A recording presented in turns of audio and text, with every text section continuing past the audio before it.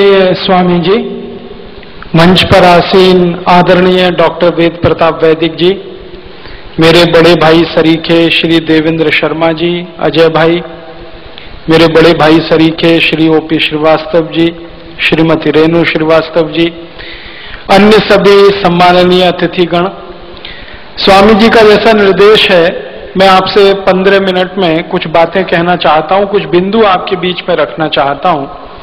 स्वदेशी से स्वावलंबी भारत, ये बात हमें आजादी के 60 साल के बाद कहने की क्या जरूरत है, क्योंकि ये बात तो लोकमान्य तिलक आजादी के पहले कहा करते थे। लोकमान्य तिलक सन 1905 में यही बात पर जगह जगह वर्कशॉप, सेमिनार, सिंपोजियम्स किया करते थे, स्वदेशी से स्वावलंबी भारत। 1905 से 1911 तक सैकड़ों बार उन्होंने इस विषय पर परिचर्चा आयोजित की है। इसी तरह से 1905 से 1911 के बीच में लाला लाजपत राय स्वदेशी से स्वावलंबी भारत की बात किया करते थे। इसी तरह से कलकत्ता के और पूरे बंगाल और भारत के एक बहुत बड़े क्रांतिवीर अरविंदो घोष स्वदेशी से स्वावलंबी भारत की बात किया करते थे। हमारे देश के आजादी के एक बहुत बड़े नायक महात्मा गांधी आजादी के पूरे समय में, माने आजादी के आंदोलन के पूरे समय में स्वदेशी से स्वावलंबी भारत की बात किया करते थे। तो स्वदेशी से स्वावलंबी भारत की बात करने वाले आजादी के पहले के नेता थे। अब आजादी के 60 साल के बाद हमको स्वदेशी से स्वावलंबी भारत की बात क्यों करनी पड़ रही है? क्या हमारी मजबूरी है? क्या हमारी तकलीफ है? हमारा दुख क्या है? हमारा दर्द क्या है? हमारी पीड़ा क्या है? क्यों हमें यही बात कहनी पड़ रही है जो कभी गांधी जी को कहनी पड़ी, लाला लाजपत राय को कहनी पड़ी, विपिन चंद्र पाल को कहनी पड़ी, लोकमान्य तिलक को कहनी पड़ी, वही बात आज क्यों कहनी पड़ रही है? अब तो आजादी आ गई है, अब तो अंग्रेज चले गए हैं, अब तो ईस्ट इंडिया कंपनी भी नहीं है इस देश में, तब तो हम अंग्रेजों के गुलाम थे, ईस्ट इंडिया कंपनी के गुलाम थे, इसलिए हम स्वदेशी की बात करते थे। अब आजादी के 60 साल के बाद फिर स्वदेशी की बात क्यों करनी पड़ रही है?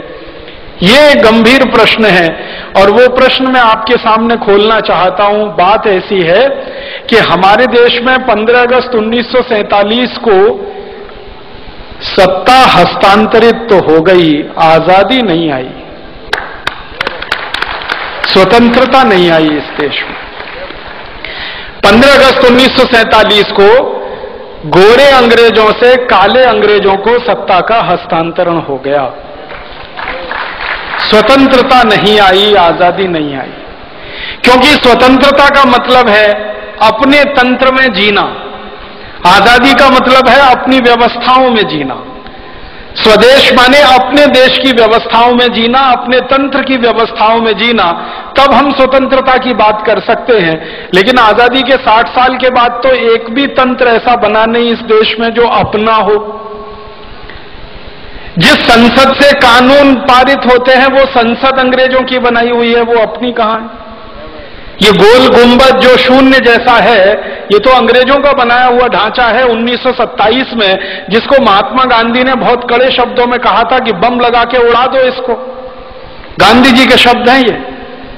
संसद को उड़ा दो, राष्ट्रपति भवन को उड़ा दो, क्योंकि वो वायसराय का घर हुआ करता था, गुलामी का प्रतीक है। तो गांधी जी से किसी ने कहा कि बापू आप तो अहिंसा वाले आदमी हैं और आप कह रहे हैं इसको उड़ा दो, तो उन्होंने कहा गुलामी के प्रतीकों को संभाल कर नहीं रखा जाता।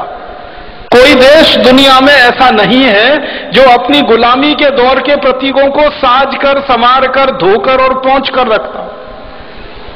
हमने रखा हुआ है।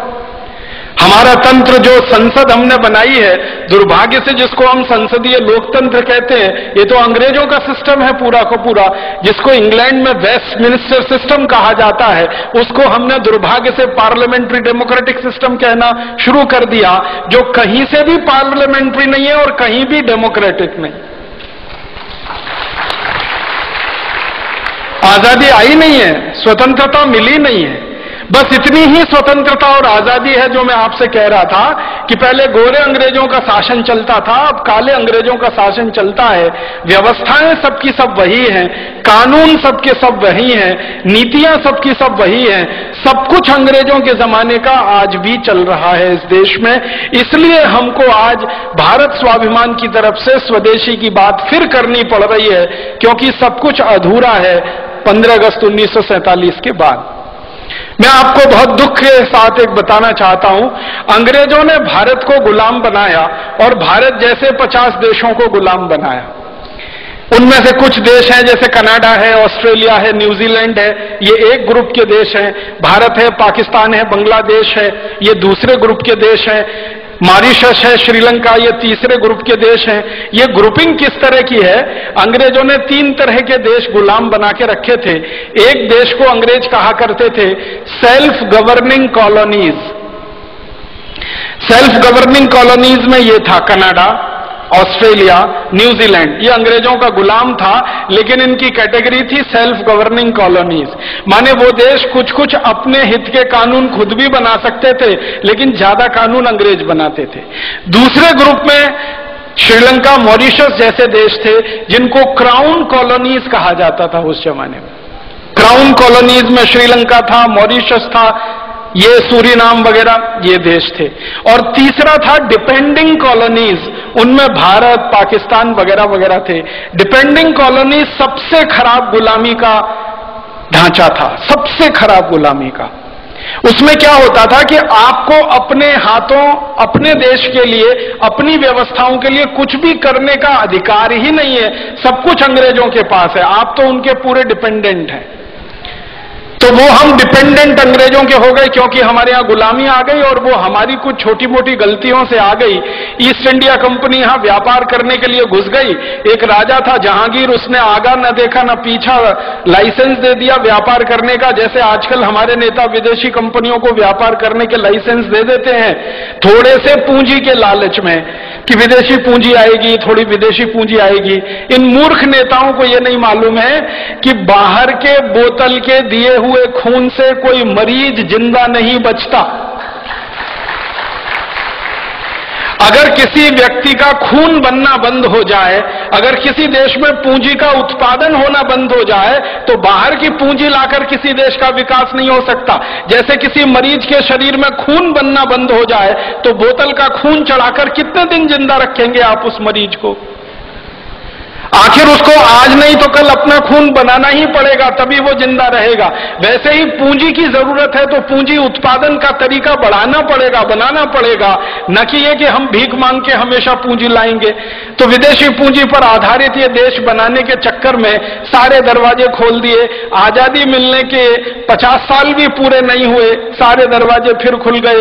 फिर से विदेशी कंपनियों का स्वागत है, ग्लोबलाइजेशन है, लिबरलाइजेशन है, प्राइवेटाइजेशन है, हजारों कंपनियों को बुलाया जा रहा है। हर एक क्षेत्र में उनको व्यापार करने का लाइसेंस दिया जा रहा है। जिन जिन क्षेत्रों में हम व्यापार करते थे अच्छा, वहां भी उनको बुलाया जा रहा है। पानी बेचने के लिए विदेशी कंपनियां आ गई, आलू का चिप्स बेचने के लिए आ गई, टमाटर की चटनी बेचने के लिए आ गई, आम का अचार बेचने के लिए विदेशी कंपनियां आ गई, डबल रोटी, पाव रोटी बेचने के लिए, अंडरवियर, बनियान बेचने के लिए विदेशी कंपनियां, क्रीम पाउडर, लिपस्टिक बेचने के लिए विदेशी कंपनियां। साधारण सी छोटी छोटी चीजों से लेकर हर बड़ी चीज तक सब कुछ विदेशी बेचेंगे इस देश में, ऐसा माहौल बनाया जा रहा है। और उसी में जीएम फूड वाली विदेशी कंपनियों के लिए भी लाइसेंस दिए जा रहे हैं और उनको भी यहां बुलाया जा रहा है। जिनको बुलाने को दुनिया का कोई देश तैयार नहीं है, उनको भारत सरकारें दरवाजा खोल के बुला रही हैं, आइए हमारे यहां, जो करना है करिए, बस थोड़ा सा हमको पूंजी निवेश की जो जरूरत है उसमें पूर्ति होती रहे, थोड़ा टैक्स मिलता रहे और नेताओं को वाइंडिंग अप चार्जेस मिलते रहे, रिश्वत मिलती रहे, घूस मिलती रहे। हर विदेशी कंपनी के लिए दरवाजा खुला है।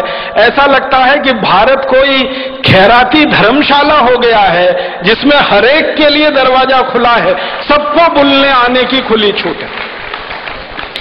अभी थोड़े दिन पहले हम जिनको भगा रहे थे भारत छोड़ो, अब उनको बुला रहे हैं वापस आओ। 1942 में महात्मा गांधी का नारा था इस देश में, क्रांतिकारियों का नारा था क्विट इंडिया, छोड़ो भारत। अब हमारे देश के प्रधानमंत्री और मुख्यमंत्रियों का नारा है निट इंडिया, वापस आओ, KNIT, फिर जुड़ जाओ हमारे देश से। तो इतनी बेशर्म हमारे देश में नेतागिरी आई है, क्योंकि मैंने पहले